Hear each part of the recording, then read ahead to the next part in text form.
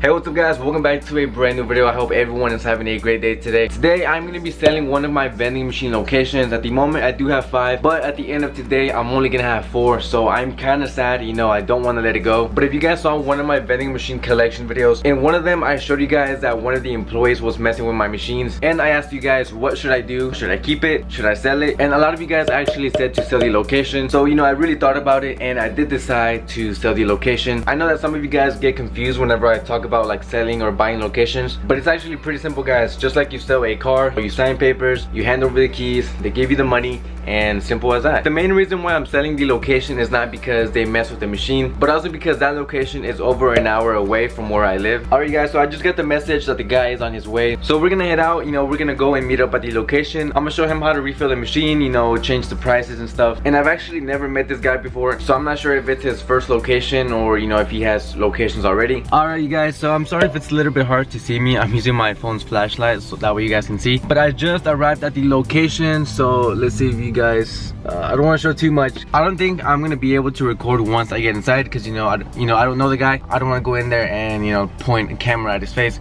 Okay guys, so I'm actually inside the location right now and I'm here with Nathan. He gave me permission to, you know, get his side of the story basically.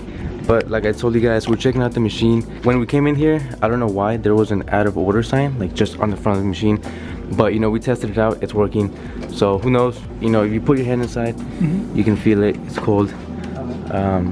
Just supposed like that? Yeah, right. You can pull that out. Make sure that the top of it is facing the right side. Always facing the right side? Okay. Yeah. Just like that. And I just put the Diet Dr. Pepper in 2 days ago when I came, so I'm not sure how well it's gonna do. Over here? Oh yeah, over here is the bottles.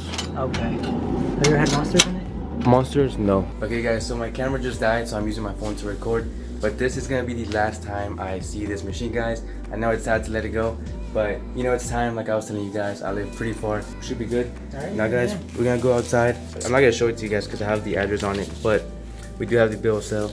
We're gonna go outside, sign it, pretty much history from there. So let's see what happens after this. Here's the key.